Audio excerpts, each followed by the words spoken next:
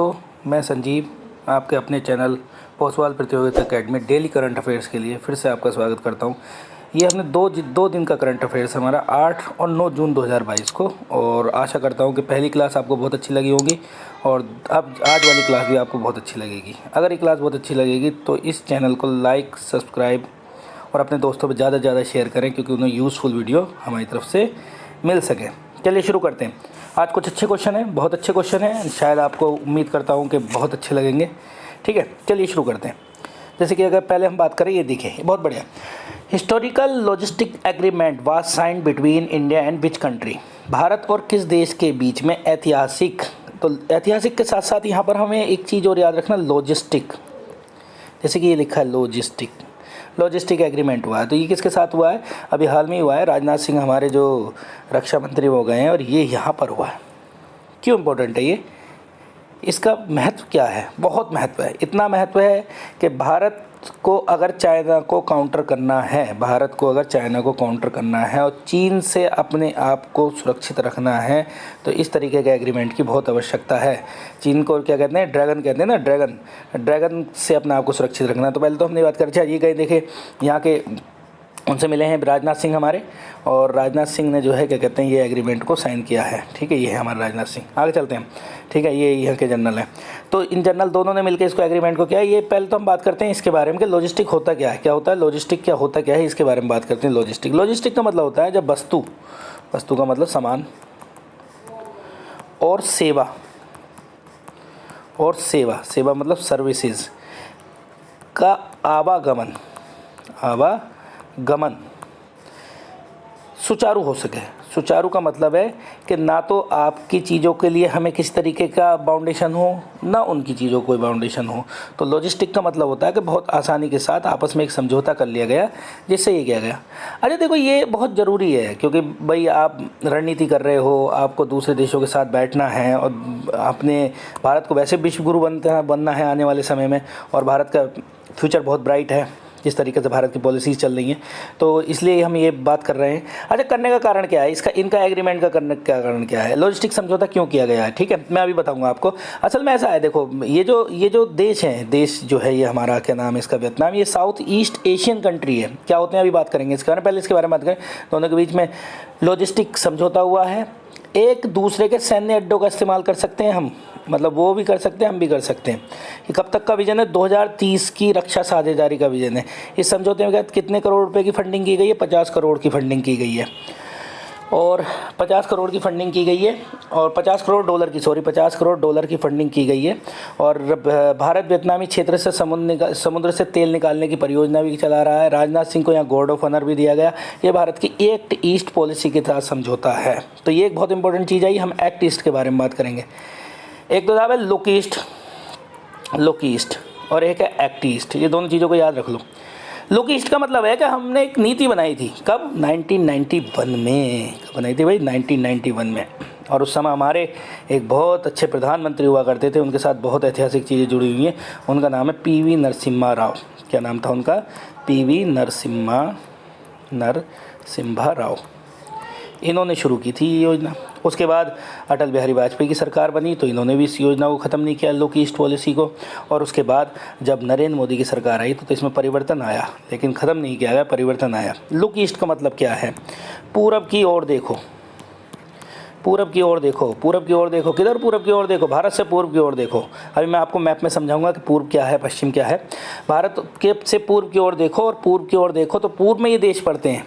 ठीक है, कौन देश पढ़ते हैं? आसियान कंट्री पढ़ते हैं। क्या पढ़ते हैं भाई दोस्तों? ASEAN country. ठीक है, आसियान के बारे में हम बात करेंगे। आसियान कंट्री पढ़ते हैं, और इन आसियान कंट्री की तरफ से ही ये फंडिंग, मतलब ये काम किया जा रहा है। और इनमें कौन कौन से देश हैं इसके बारे में बात करेंगे। तो कितने देश हैं साहब? इसमें 10 देश हैं। इसका मुख्यालय कहाँ है? जकार्ता में। और ये जरूर याद रखना, 8 अगस्त 1967 को बना था ये। पूर्व की ओर देखो नीति को नरेंद्र मोदी की सरकार ने 2014 में जब ये आए थे, इन्होंने इसको एक्ट ईस्ट पॉलिसी कर दिया। क्या मतलब? पहले तो देखो, लेकिन अब इम्प्लीमेंट करो। एक्ट का मतलब क्या होता है? इम्प्लीमेंट करना। इम्प्लीमेंट का मतलब लागू करना। तो 2014 से एक्ट ईस्ट पॉलिसी, तो ये भारत ने ये वाला समझौता किस पॉलिसी के तहत किया? एक्ट ईस्ट पॉलिसी के तहत किया। क्यों महत्वपूर्ण है वियतनाम हमारे लिए क्यों महत्वपूर्ण है वियतनाम? यहाँ आ जाते हैं हम। ठीक है, पहले हम बात करें कि ये देखिए, ये जो देश दिखाई दे रहे हैं ना आपको, ये सारे के सारे जो क्रम से हमने यहाँ लगा रखे हैं, ठीक है, ये देखिए ये तो ये जो हैं ये सारे के सारे देश किसके हैं, आसियान कंट्री हैं, टोटल 10 देश हैं। मैं आप बात करेंगे किसके बारे में। ये देखिए, ये ड्रैगन की तरह दिख रहा है ना, ड्रैगन की तरह, इसकी शेप ड्रैगन की तरह होती है, ये बिल्कुल ड्रैगन ही है, ठीक है। चाइना, इसको काउंटर करना है। काउंटर कहाँ करना है, कहाँ वियतनाम है। पहले तो चलो आपको थोड़ी सी बात बता देते हैं। अगर हम मैप में इस तरीके से खींचें, इस तरीके से एशिया को, ये दिखाई दे रहा है आपको, तो ये तो जाहिर सी बात है ये पूर्व है, ये क्या है, पूर्व है, ये क्या है, पश्चिम है, ये उत्तर है, नॉर्थ है, और ये दक्षिण है। तो भारत तो पड़ता है साउथ एशिया में, पूरा भारत पड़ता है साउथ एशिया में। चाइना पड़ता है ईस्ट एशिया में, जापान भी हमारे ईस्ट में पड़ता है, ये रहा जापान। और अगर हम इसके बारे में बात करें तो ये पूरे के पूरे खाड़ी के देश हमारे कितने मतलब पश्चिम में पड़ते हैं। लेकिन ये जो कंट्री हैं, ये ऐसे करके डंडा अगर हम खींचते हैं तो ये कंट्री पड़ते हैं साउथ ईस्ट, तो दक्षिण पूर्व। तो यहाँ भी अगर हम देखें आसियान के बारे में, हम अगर देखें, देखिए आसियान की फुल फॉर्म क्या है, आसियान की फुल फॉर्म है association of south east Asian nation, मतलब उत्तर पूर्वी देशों का संगठन, अगर वो सॉरी दक्षिण पूर्वी देशों का संगठन। तो दक्षिण पूर्वी देशों के बारे में अगर हम बात करें तो दक्षिण पूर्वी में हमारे पास जो है ये देश आ रहे हैं, ये देश कितने हैं, ये देश कितने हैं। तो देखो ये म्यांमार भी आता है इसमें, हमारा पड़ोसी होने की वजह से साउथ में नहीं आता है, ये साउथ ईस्ट में आता है, साउथ ईस्ट में। तो ये एक बात ज़रूर याद रखना, कितने देश हैं। तो अगर हम देश देखें तो ये देखो हम बात करते हैं तो देश है पहला ब्रूनई। कौन सा देश है, ब्रूनई, ठीक, कौन सा देश है, ब्रूनई। दूसरा देश कौन सा, कंबोडिया, ठीक है, ये भी यहीं पर पड़ता है। तीसरा देश क्या, लाओस, ये देखिए ये लाओस है, देखिए ये लाओस है, ये कंबोडिया है, और ब्रुनई भी इधर ही है। और अब आगे बात करते हैं तो मलेशिया देखिए ये रहा, ठीक है। फिर उसके बाद है फिलीपींस ये रहा, फिलीपींस आइलैंड। फिर सिंगापुर भी यहीं पर है। वियतनाम और थाईलैंड, ये 8 देश हैं। और साथ में म्यांमार कौन सा, भारत का पड़ोसी देश है, लेकिन ये पड़ता है साउथ ईस्ट एशियन में। तो ये 10 कंट्री हैं, 10। इंपॉर्टेंट क्यों है ये हमारे लिए, इंपॉर्टेंट क्यों है। एक्ट ईस्ट पॉलिसी इन सब पे लागू होती है, क्योंकि ईस्ट में हमारे जापान है, लेकिन हम इन पे एक्ट ईस्ट पॉलिसी किन पे लागू होती है, इन 10 देशों पे लागू होती है। हम जो भी समझौता करेंगे एक्ट ईस्ट पॉलिसी के साथ करेंगे। अच्छा, कुछ कैपिटल भी आपको सब लोगों को पता होंगी इनकी, ठीक है, तो इनको फिर भी एक बार देख लेना। ब्रुनई की क्या है, ठीक है, ब्रुनई की दार सलाम है।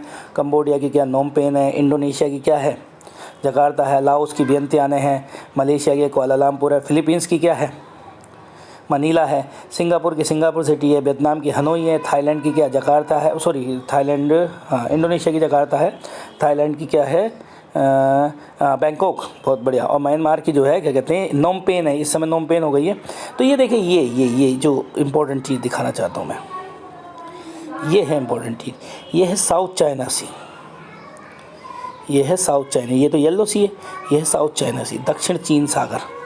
दक्षिण चीन सागर को लेकर इन देशों में विवाद रहता है। असल में क्या है ना कि जब अगर हम बात करें तो बाहर से अगर माल आता है, इधर से, कहाँ से, यूरोप से, तो एक रास्ता ये है स्वेज नहर से होते हुए, ठीक है। एक रास्ता जो है क्या कहते हैं, ये अफ्रीका के नीचे से होकर आता है। कहाँ से आता है, तो अफ्रीका के नीचे से होकर आता है। तो ये जो रास्ता आता है, वो रास्ता जो है आप देखें तो इसी जल संधि से होकर गुजरता है। कहाँ से गुजरता है, इसी जल संधि से होकर गुजरता है। तो इस जल संधि गुजरने के बाद साउथ चाइना सी पहुँचता है, और साउथ चाइना सी के बाद चाइना के पास पहुँचता है। कहाँ पहुँचता है, चाइना के पास पहुँचता है। तो ये चाइना के पास पहुँचने की वजह से चाइना को इस देश के आइलैंड से बड़ा प्यार है। क्यों प्यार है, ये कहता था कि ये क्षेत्र हमारा है।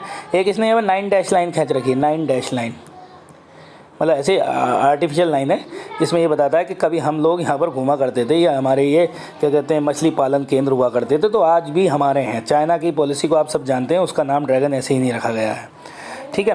तो ये देश हैं, इसमें कई सारे आइलैंड पे इनसे विवाद रहा है। किस किस से विवाद रहा है, देखो मैं थोड़े से आइलैंड के नाम बताता हूँ।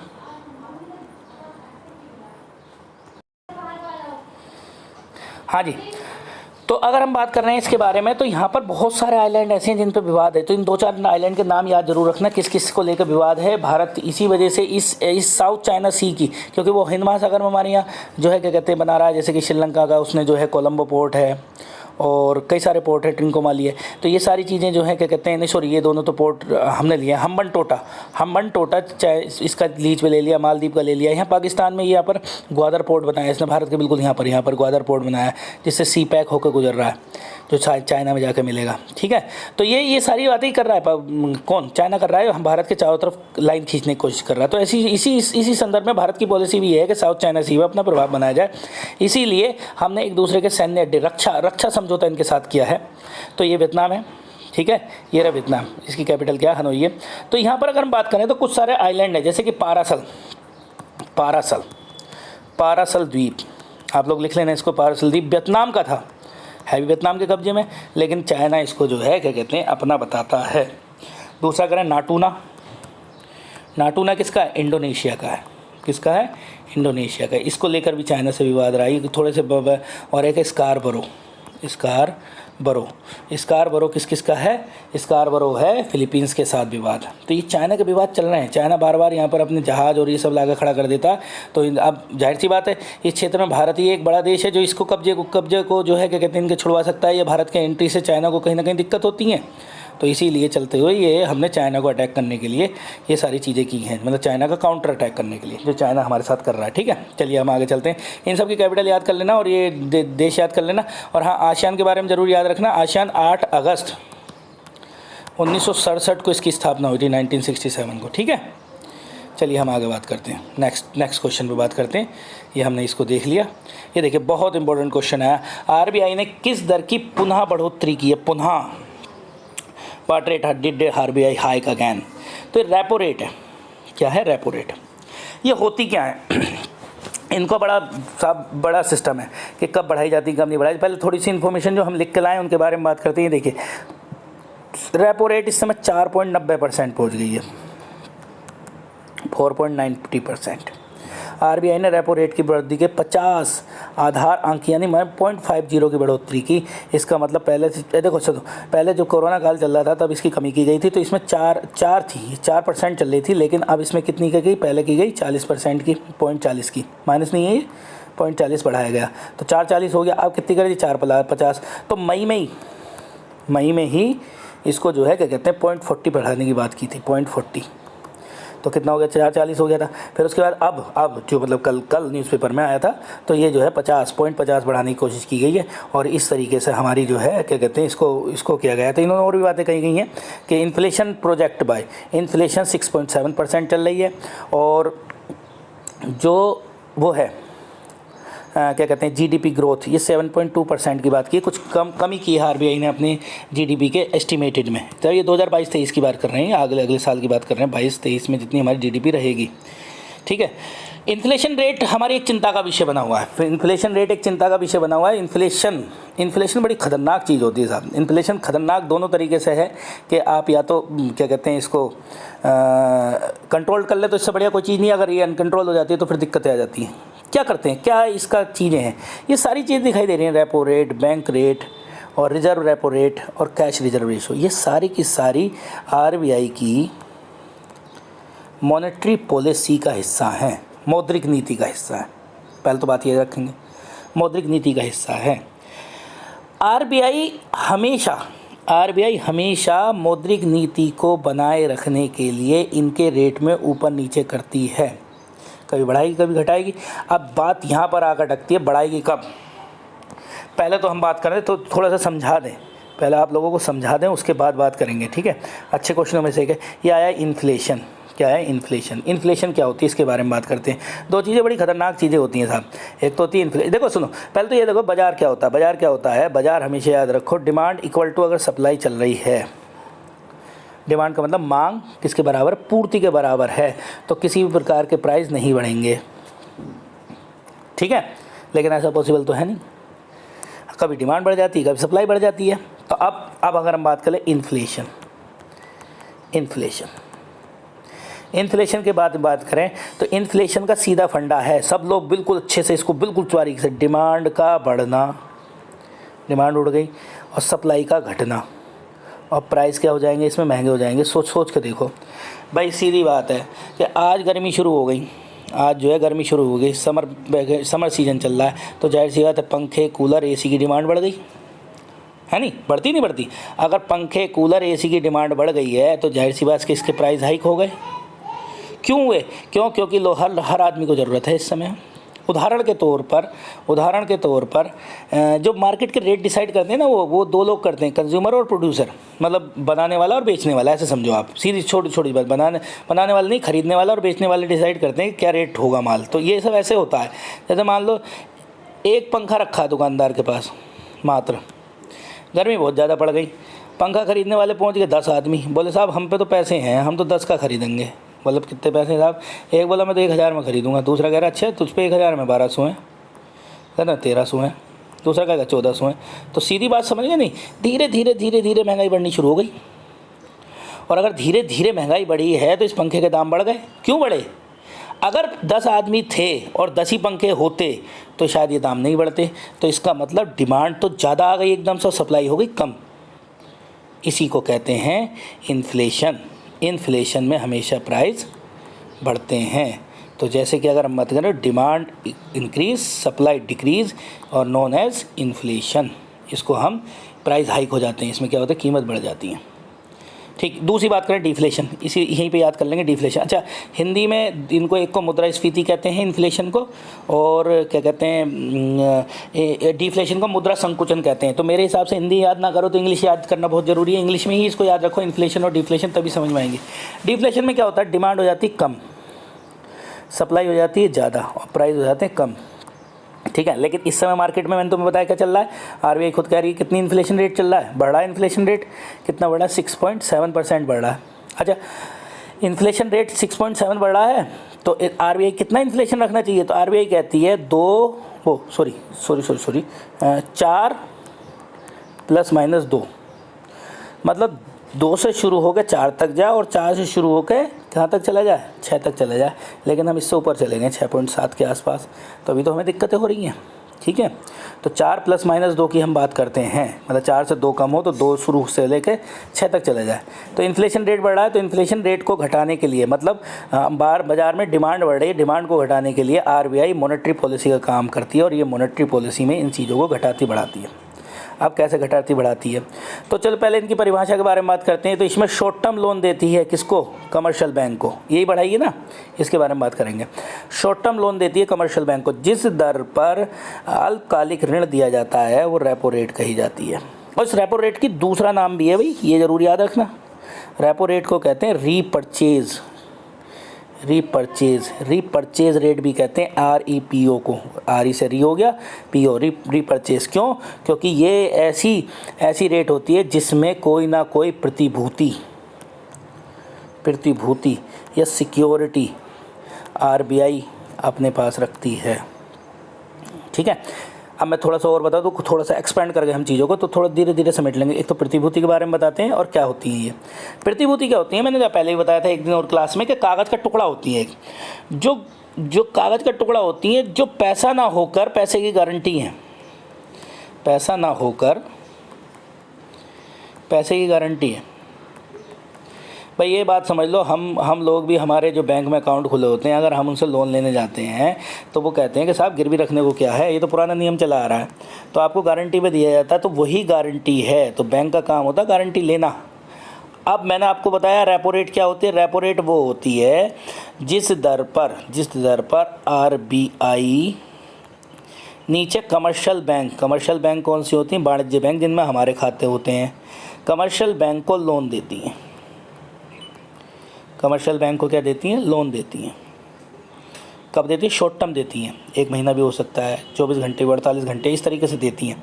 इसके बारे में बात करेंगे जब बैंकिंग सेक्टर किस दिन आएगा उसके बारे में बात। लेकिन बहरहाल इसका नाम होता है रीपरचेज रेट, और ये आरबीआई जिस दर पर कमर्शियल बैंक को लोन देती है। अब सोचने वाली बात है, जिस दर पर, पहले तो आरबीआई दे रही थी 4% पे लोन, लेकिन अब देने लगी 4.90 पे। बात समझ रहे हो? तो इस परिस्थिति में बैंक कम लोन लेंगे ज़्यादा? भाई जाहिर सी बात है कम ही लेंगे। हमें अगर कोई दे रहा है कि साहब तुम्हें 5% पर लोन मिल रहा है आज, तो हम भाग कर ले लेंगे। कोई इसको 8% कर दे तो बोले हम क्यों लेंगे भाई, हम कुछ और देखेंगे फिर हिसाब, भैया लोन के टाल देंगे, बोले कुछ दिन बाद लेंगे। तो यही कंडीशन होती है बैंक की। बैंक क्या करेंगी? बैंक अब लोन कम लेंगी। किससे? आरबीआई से लोन क्या लेंगी? लोन कम लेंगी। अब लोन कम लेंगी तो जाहिर सी बात है बैंक के पास पैसा क्या होगा, पैसा कम होगा। अगर पैसा कम होगा तो लोगों को लोन भी कम देगी, लोगों को लोन क्या दिया जाएगा, कम दिया जाएगा। और जब लोगों को लोन कम दिया जाएगा तो लोगों की जेब में पैसा नहीं होगा, पैसा कम होगा। अब पैसा कम होगा, पैसा कम होगा, अब पैसा कम होगा तो वस्तु खरीदेंगे भी कम, समझ लेना, खरीदेंगे कम, खरीदेंगे कम तो खरीदेंगे कम, तो जब खरीदते हैं तभी तो डिमांड बढ़ती है। तो इसका मतलब डिमांड पैसा बढ़ाता है। अगर आदमी की जेब में पैसा होगा तभी तो डिमांड बढ़ाएगा। जैसे उदाहरण के तौर पे एक बात सोचो कि भाई आज किसी आदमी को 100 रुपये मिले और 100 रुपये का उसने अपने घर में खाना खा लिया, तो फिर जब बात ही ख़त्म हो गई, उसने पूरे कंज्यूम कर लिए। लेकिन एक दिन उसे मिल गए 200 रुपये, बोलो भाई 200 रुपये आज मिलेंगे। अब 100 रुपये का खाना तो उसने खा लिया, अब 100 रुपये उसके पास एक्स्ट्रा हैं। यही तो होता है हम लोगों के साथ, एक जनरल आदमी के साथ, मिडिल क्लास मैन के साथ। तो 100 रुपये हम पे एक्स्ट्रा हो गए, तो 100 रुपये एक्स्ट्रा रहेंगे जब तक, तो हम सोचेंगे यार कुछ नहीं तो एक पर्दा ही ले आए, अरे पर्दा नहीं ले आए तो मेज़ ले आए, मेज़ ना ले आए तो कुर्सी ले आए। एक उदाहरण दे रहा हूँ, 100 रुपये में कुर्सी में जो बहुत मुश्किल से मिलती हैं, नहीं मिलती हैं, लेकिन मैं तुम्हें बता रहा हूँ कि उदाहरण दे रहा हूँ कि अगर आदमी पे पैसा ज़्यादा होता है तभी उसके मन में खुरापात सूझती है। खुरापात का मतलब समझ रहे हो कि वो कहीं ना कहीं उसको खर्च करने की कोशिश करता है, और जब खर्च करने जाएगा तो जाहिर सी बात डिमांड बढ़ाएगा, और डिमांड बढ़ाएगा तो सप्लाई पहले से उतनी चली आ रही है, सप्लाई तो बढ़ी नहीं है, तो प्राइस क्या हो जाएंगे, महंगाई बढ़ जाएगी। इसी को कहते हैं इन्फ्लेशन। तो कुल मिलाकर रिजल्ट ये है कि इन्फ्लेशन हमेशा पैसे से बढ़ती है, और सरकार का काम होता है कि जब इन्फ्लेशन बढ़ जाए तो पैसा कम करें, ठीक है। तो रेपो रेट क्यों बढ़ाएगी, क्योंकि बैंक उससे कम लोन लेंगे। जब बैंक कम लोन लेंगे तो बैंक जो है क्या कहते हैं, बैंक इससे कम लोन लेंगे तो लोगों को कम देंगे, और लोगों को कम देंगे तो लोग कम खर्च करेंगे तो जाहिर सी बात है इन्फ्लेशन रेट कम हो जाएंगे। अच्छा, अगर एक बात करें, ये एक चीज़ और याद रखो कि ऐसा नहीं है, मैं तुम्हें छोटा सा बात है, अगर मैं होम लोन लेता हूँ, मैं अपनी बात बता रहा हूँ, होम लोन लेता हूँ, तो खाली होम लोन में लेने से मेरे पास पैसा नहीं आया। मैंने अगर होम लोन लिया तो घर बनाऊंगा तो मजदूर लगाऊंगा, बहुत बारीक बात बता रहा हूँ, छोटे छोटे मजदूर लगाऊंगा, राजमिस्त्री लगाऊंगा, सीमेंट भी मंगवाऊंगा, सरिया भी मंगवाऊंगा, तो मैंने वहाँ खर्च करे ना, तो वो लोगों के पास पैसा पहुँचा तो वो डिमांड बढ़ाएंगे। तो ये एक तरीका होता है आरबीआई को इन्फ्लेशन को कंट्रोल करने का, तो इसमें इन्होंने हाइक कर दिया। अब मैं तुम्हें बहुत ही काम की चीज़ बता रहा हूँ, सब लोग बड़े ध्यान से सुनना। हम लोग जो भी तैयारी करने वाले हैं वो इस चीज़ में फंसते हैं भाई दोस्तों कि कब रेट बढ़ते हैं कब घटते हैं। तो मैं यहाँ लिख देता हूँ इन्फ्लेशन। अच्छा, जो मैं लिखूँ बस उतना ही याद कर लेना, काम हो जाएगा। इतनी सारी बातें मैंने तुम्हें बताई तुम्हें समझाने के लिए। डिफ्लेशन, ये देखो, अगर हम बात करें रेपो रेट ये वाली, तो ये भी बढ़ेगी इन्फ्लेशन में और डिफ्लेशन में घटेगी। समझते रहना, बैंक रेट बढ़ेगी डिफ्लेशन में घटेगी।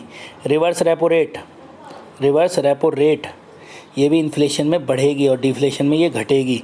CRR cash reserve ratio inflation में बढ़ेगी, ये भी घटेगी। और एक SLR और होती है इसके अलावा, वो भी बढ़ेगी और बाकी डिफ्लेशन में घटेगी। तो कुल मिलाकर अगर ये कहता है मुद्रास्फीति या इन्फ्लेशन बढ़ गई है तो RBI इस बैंक की रेट में क्या करेगा, तो बढ़ाएगा। इन्फ्लेशन मीन्स बढ़ना, बिल्कुल क्लियर समझ लो, और डिफ्लेशन मीन्स घटना। ये चार्ट समझ लेना, इन्फ्लेशन में हर चीज़ बढ़ाएंगे और डिफ्लेशन में हर चीज़ घटाएंगे। बस इतना याद कर लो, और कुछ ज़्यादा याद करने की ज़रूरत नहीं है। बाकी इनकी डेफिनेशन किस दिन होंगी तो हम सब बता देंगे, अभी इतना समय नहीं है, कुल क्लास लंबी हो जाएगी। ठीक है, चलिए हम बात करते हैं आगे। 2 क्वेश्चन हो गए हमारे, फिर हम बात करते हैं। आशा करता हूँ ये क्लास अच्छी लग रही होगी आपको, तो इसे लाइक सब्सक्राइब करके लोगों को शेयर ज़रूर करें। ठीक है, ये मैंने बताई दिया आप लोगों को। वर्तमान में कितनी हो गई, 4.90 हो गई है। ठीक है, अब बात करते हैं न्यूनतम समर्थन मूल्य। इसी के पीछे बड़ा विवाद था। केंद्र सरकार ने कौन सी फसल का न्यूनतम समर्थन मूल्य में बढ़ोतरी की है, तो खरीफ की फसल है। अब न्यूनतम समर्थन मूल्य क्या होता है, MSP कहते हैं साहब इसे, मिनिमम सपोर्ट प्राइस। अच्छा, उसमें एक चीज़ और बतानी रहेगी, चलो बाद में बात करेंगे उसके बारे में। ये चीज़ थोड़ी पीछे चलते, एक चीज़ रह गई है उसमें बताने के लिए, वो आप लोगों को बता दूं। एक चीज़ होती है MSP याद आ रहा है, तो यहाँ पर MSP चलेगा ना। ये आता है मॉनेटरी पॉलिसी कमेटी। पहले मॉनेटरी पॉलिसी कमेटी नहीं होती थी, सिर्फ रिजर्व बैंक का अधिकार था कि वो जो है क्या कहते हैं इसको अपने पास से घटाती बढ़ाती थी। अब कमेटी बना दी गई है। कब से बनाई गई, 2016 से। इसको याद रखेंगे। इसमें टोटल 6 सदस्य होते हैं, ये भी याद रखेंगे। 6 में 3 कौन होते हैं, RBI के, और 3 होते हैं गवर्नमेंट को, जो सरकार जिनको मनोनीत को कहते हैं नॉमिनेट, मतलब एक जगह से दूसरी जगह उठाकर उसको उस पद पर बना देना। 3 आरबीआई के कौन होते हैं? एक तो गवर्नर होता है और 2 डिप्टी गवर्नर होते हैं, और सरकार यहाँ पर किसी अर्थशास्त्री को या किसी 3 लोगों को बैठाती है। तो 6 लोगों की कमेटी डिसाइड करती है कितनी बढ़ानी कितनी घटानी है। ठीक है, ये बताना रह गया था। अब हम आगे चलते हैं अगले क्वेश्चन पे। अगला क्वेश्चन है साहब हमारा, केंद्र ने कौन सी फसल के न्यूनतम समर्थन मूल्य की बढ़ोतरी की है? तो केंद्र सरकार ने कौन से इसकी बात की गई है, तो हम बात करेंगे इसमें। तो इसका आंसर है खरीफ। हमेशा याद रखना एमएसपी क्या है। एमएसपी के पीछे तो बहुत बड़े बवाल हैं। एमएसपी क्या होता है? वो कीमत कि जो बाज़ार में उससे कम नहीं बिकेगा माल, बाज़ार में उससे कम नहीं बिकेगा, और उससे कम बिकता है तो सरकार खरीदेगी, कम नहीं बिकेगा। अच्छा, एक चीज़ और याद रखना, हमेशा फसल बोने से पहले, भाई ये क्या चल रहा है इस समय, जून चल रहा है ना, बोने से पहले एमएसपी दी जाती है।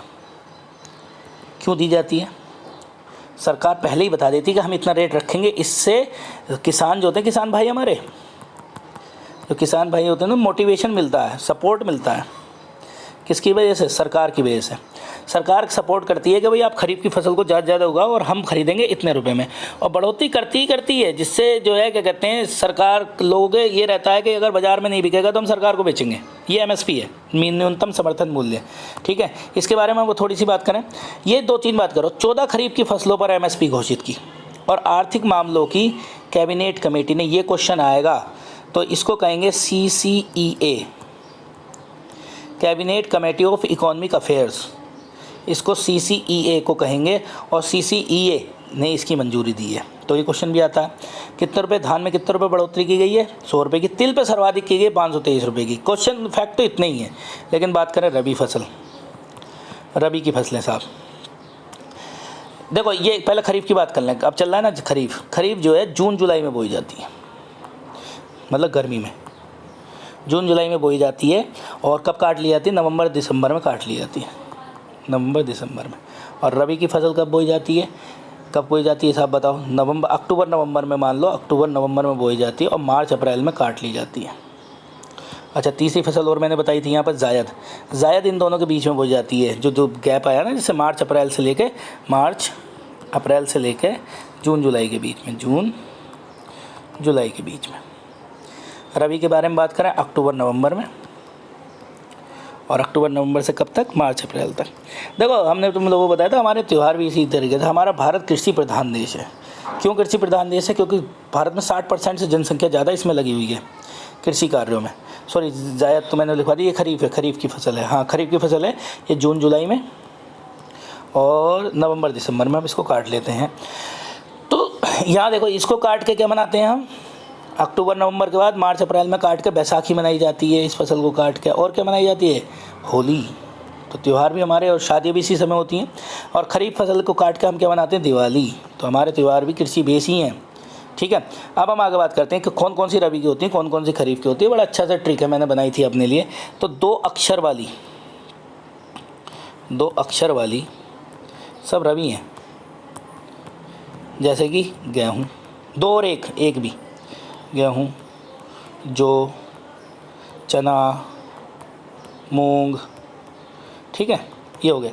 लेकिन इसमें कुछ अपवाद याद कर लेना। रबी की फसल में 2 अपवाद याद कर लेना, सरसों और मटर। ये बार बार पूछा जाता है, सरसों मटर। ये 3 अक्षरों में, लेकिन है रबी की। ऐसा नहीं है कि ये 3 अक्षर 2 अक्षर मेरे बनाए हुए हैं अपने याद करने के लिए, लेकिन ये 2 क्वेश्चन यही आते हैं। ये मोस्ट इंपॉर्टेंट है कि क्वेश्चन आएगा सरसों किसकी फसल है? रबी की फसल है। और मटर किसकी फसल है? रबी की फसल है। ठीक है, 2 और 1 अक्षरों वाली बात करते हैं। इधर खरीफ की बात करें तो खरीफ में जो है क्या कहते हैं, 3 अक्षर मैंने ऐसे बनाया था, 3 अक्षर और 4 अक्षर वाली, 4 अक्षर वाली फसल जो है क्या कहते हैं होंगी। जैसे कि धान। अब तुम कहोगे 2 अक्षर है, 2 अक्षर को धान में चावल पढ़ लो, 3 अक्षर हो गए, चावल पढ़ लो। ठीक है, चावल प्रमुख फसल है। चावल, अरहर, बाजरा, ज्वार। 2.5 अक्षर भी आ जाएंगे इसमें, ज्वार, बाजरा, मक्का और गन्ना, मक्का, ज्वार। हालांकि ये गन्ना इससे निकाल देनी चाहिए, कैश क्रॉप है, नकदी फसलें जिस। और फिर उसके बाद जो है ज्वार, बाजरा, अरहर। ठीक है, ये सारी की सारी किस्में होती हैं, खरीफ की फसलें होती हैं। ठीक, आगे चलते हैं। ये मैं बता ही चुका हूँ आपको, तो ये याद रखना। CCEA क्वेश्चन आएगा। CCEA, cabinet committee of economic affairs, इसको देखती है। और सर्वाधिक तिल पे बढ़ोतरी की गई, तिल पे। ठीक है, आगे हम बात करते हैं, किस महिला क्रिकेटर ने संन्यास लेने की घोषणा की है? किस महिला क्रिकेटर ने संन्यास लेने की घोषणा की है? तो इसकी घोषणा की है मिताली राज ने। किसने करी है? मिताली राज ने। मिताली राज, देखो मिताली राज के बारे में देखते हैं। ये देखिए, ये मिताली राज कहाँ की रहने वाली है? हैदराबाद की रहने वाली है। कहाँ की रहने वाली है? हैदराबाद की रहने वाली है। देखिए मिताली राज कहाँ की रहने वाली है? हैदराबाद की रहने वाली है। इसको ज़रूर याद रखेंगे हम, ठीक है। हैदराबाद की रहने वाली है। सर्वाधिक उम्र में सर्वाधिक रन बनाने वाली भारतीय क्रिकेट महिला, 16 साल की उम्र में इन्होंने आयरलैंड के खिलाफ शतक लगाया था। इसीलिए महिला क्रिकेटर को महिला सचिन तेंदुलकर भी कहा जाता है, क्योंकि उन्होंने भी 16 साल की उम्र में ही शतक वो पदार्पण किया था मैच का। तो कुल मिलाकर अगर हम बात करें तो ये हमारी मिताली राज है, और मिताली राज हमारी बहुत अच्छी वो रही हैं। तो यही एक फैक्ट था और कुछ नहीं है। अब देखो ये इंपॉर्टेंट है, पैरा निशानेबाजी विश्व कप में स्वर्ण पदक किसने जीता? तो अवनी लखेरा, बिल्कुल सही बात है, और रामकृष्ण देव रेड्डी, दोनों ने जीता। इसका आंसर है बोथ है। इसके बारे में बता देता हूँ। पैरा निशानेबाजी विश्व कप, पैरा निशाने विश्व कप कब कहाँ आयोजित किया जा रहा है? तो पैरा निशानेबाजी विश्व कप जो है फ्रांस में हो रहा है। कहाँ हो रहा है? फ्रांस में हो रहा है, ठीक है। ठीक, फ्रांस के, ये थोड़ा सा गलत हो गया। चार्ट, इसको ऐसे लिखेंगे, चार्ट यूरॉक्स में हो रहा है। यूराक्स चार्ट यूराक्स में हो रहा है। मनीष अग्रवाल और रूबीना फ्रांसिस हैं। रूबीना फ्रांसिस की जोड़ी ने मिश्रित में स्वर्ण पदक जीता है। भारत ने बहुत अच्छे काम किए, और 10 मीटर एयर राइफल में ये स्वर्ण पदक जीता गया। अवनी लखेरा ने 2024 के पेरिस टिकट भी बुक करा लिया, और अवनी ने भी 10 मीटर एयर राइफल में ये टिकट जीता है, ये गोल्ड मेडल जीता है। तो पहली बात तो याद रखेंगे, विश्व कप कहाँ पर हो रहा है? विश्व कप हो रहा है साहब चार्ट यूरोक्स में। चार्ट यूरोक्स कहाँ पड़ता है? फ्रांस में। किसका? पैरा विश्व कप। किसका? शूटिंग का, निशानेबाजी का। और शूटिंग में भारत बहुत अच्छा कमाल कर रहा है। अब तक कुल मिला के 3 गोल्ड मेडल हैं, जिसमें एक तो अवनी लखेरा का हो गया, और एक इनका हो गया, क्या नाम है इसका, कृष्ण देव रेड्डी का, और एक ये हो गया इनका मनीष अग्रवाल का, रूबीना की जोड़ी ने मिश्रित में जीता। ये बिल्कुल याद रखेंगे। और यहाँ से ही इनको अब पैरा ओलंपिक का टिकट मिल गया, ओलंपिक का टिकट मिल गया। कहाँ होंगे 2024 के ओलंपिक? पैरा ओलंपिक भी वहीं होंगे, ओलंपिक भी होंगे पेरिस में होंगे, ठीक है। फ्रांस की कैपिटल है पेरिस, ठीक। ये हमने आप लोगों को बता दिया, ठीक। आगे चलते हैं। ये बहुत अच्छा क्वेश्चन है। इसमें जो है क्या कहते हैं, अच्छा क्वेश्चन है जिसको आपको फ़ायदा मिलेगा। शतरंज ओलंपिक यार्ड में मशाल रिले किस देश से होकर गुजरेगी, या किस देश से शुरू होगी? ऐसे लिखना चाहिए था, शुरू होगी। किस देश से शुरू होगी? भाई ये तो मानते हैं ओलंपिक की शुरुआत कहाँ से हुई थी? एथेंस से हुई थी, ग्रीस से, एथेंस से। तो हर बार यहीं से शुरू होती है ये इनकी ओलंपिक रिले। क्यों? क्योंकि यहीं से शुरू हुए थे, यहीं के जन्मदाता हैं ये गेम के, तो यहीं से शुरू होती है और वापस में सभी देशों से घूम के यहीं आ जाती है। आप लोगों को पता है। इसी तरीके से शतरंज ओलंपिक शुरू किया जा रहा है। क्या शुरू किया था? शतरंज ओलंपिक शुरू किया गया था। और इसकी मशाल रिले ये काट देंगे हम, ये नहीं है। इसका आंसर है भारत। हमारे लिए गर्व का सीन है ये। भारत से शुरू होगी, क्योंकि शतरंज का जन्मदाता कौन है? शतरंज का जन्मदाता है भारत इसका जन्मदाता है, शतरंज का भ्रम जन्मदाता है। और यहीं से घूम के आएगी, और ये घूम के आके हमारे कहाँ तक पहुँचेगी? ये भारत में ही वापस आ जाएगी। तो ये गर्व की बात है। इसके बारे में अगर 2-4 और फैक्ट की बात करें वो ये हैं। देखिए, शतरंज का जन्मदाता भारत है। ये रिले भारत से होकर गुजरेगी। इसके द्वारा फिडे द्वारा आयोजित की जा रही है। फिडे क्या है? FIDE the International Chess Federation है, और ये उसकी स्थापना 1924 फ्रांस में हुई थी। 24 में फ्रांस में स्थापना हुई थी। इसका मुख्यालय लुसाने स्विट्ज़रलैंड में। कहाँ पर है? स्विट्ज़रलैंड में इसका मुख्यालय है। तो यहाँ पर एक ये पिक्चर रह गई, रिले की ही पिक्चर है, देख लेना आप लोग नेट पर। रिले की पिक्चर रह गई, यहाँ पर रिले की पिक्चर लगानी थी, ठीक है। तो यहाँ पर हम इसके बारे में बात करें तो शतरंज का जन्मदाता भारत होने की वजह से भारत से होकर गुजरेगी। इसके अलावा भारत और किस खेल का जन्मदाता है? तो आप लोगों को पता, पोलो या चौगान, जो घोड़े बैठ के खेला जाता है। घोड़े पर बैठ के बॉल को इधर उधर डाला जाता है, घोड़े पर बैठकर खेला जाता है, पोलो या चौगान, ठीक है। आगे चलते हैं। हाँ, खाड़ी के देशों का निवेश शिखर सम्मेलन कहाँ हुआ? तो ये जम्मू कश्मीर में हुआ। जम्मू कश्मीर में बुलाए गए थे इन्वेस्टमेंट के लिए बुलाए गए थे। क्या बुलाए गए थे? इन्वेस्टमेंट के लिए बुलाए गए थे। और इन्होंने जो है भारत जम्मू कश्मीर में आगे निवेश करने की बात भी की है कि भाई हम जम्मू कश्मीर में निवेश करेंगे, ठीक। तो अब खाड़ी के देश कौन कौन से हैं, क्या है, कैसे है, इसके बारे में हम बात करते हैं। आगे चलते हैं। देखो, बहुत इंपॉर्टेंट फैक्ट बताने वाला हूँ मैं आप लोगों को, आप लोग इसको ज़रूर याद रखेंगे। अच्छा, थोड़ा सा गड़बड़ है।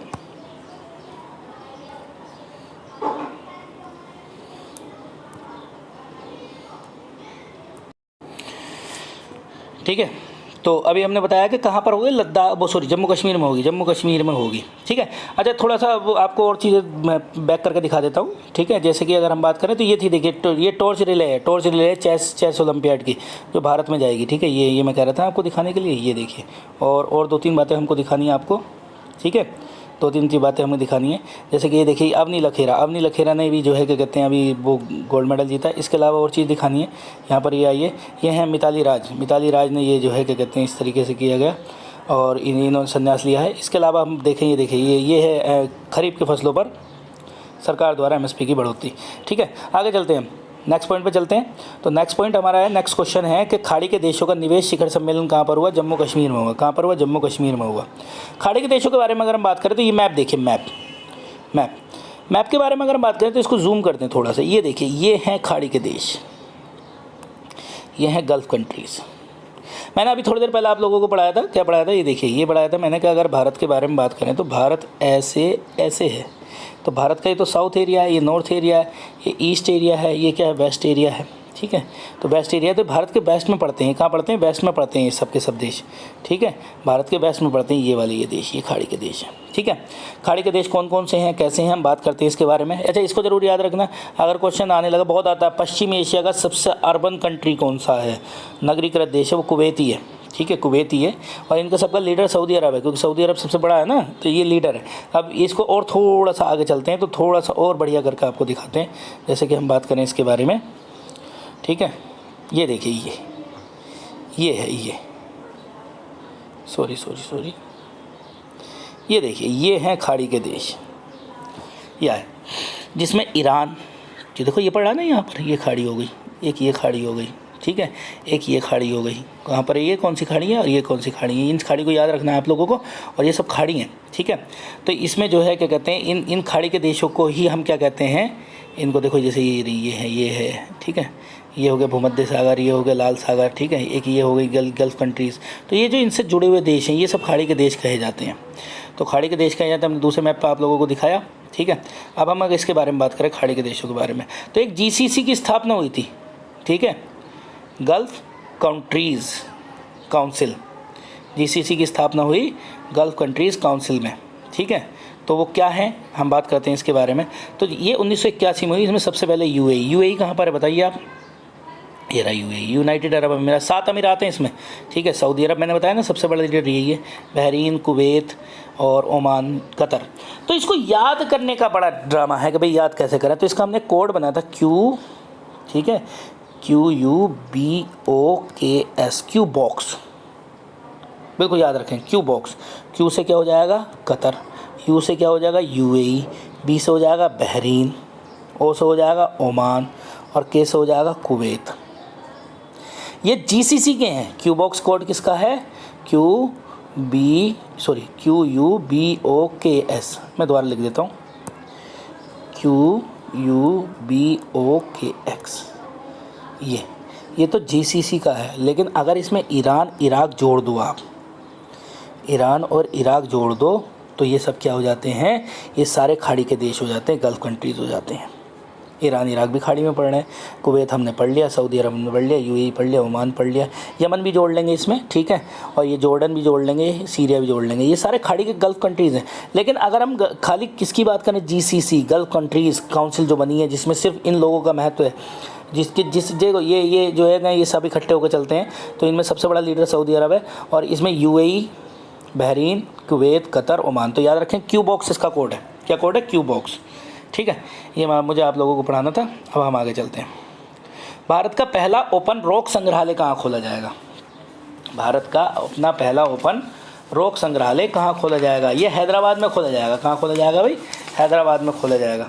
ठीक है, हैदराबाद में ही खोला जाएगा, ये इसका आंसर है, हैदराबाद में खोला जाएगा। ठीक है, थोड़ा सा और आगे बात करते हैं। तो भारत का अपना पहला रॉक संग्रहालय, ये जो है क्या कहते हैं, इन्होंने बताया है कि ये रहा। तो क्या होगा इसमें जो है देश की विभिन्न जगहों से 35 विभिन्न चट्टानों को रॉक है ना चट्टानों का, विभिन्न चट्टानों का संग्रहालय खोला जाएगा, म्यूज़ियम खोला जाएगा और ये यहाँ पर रखी जाएंगी जिससे इनके बारे में रिसर्च और सारी चीज़ों के बारे में पता किया जा सके। ठीक है, ये ओपन रॉक संग्रहालय।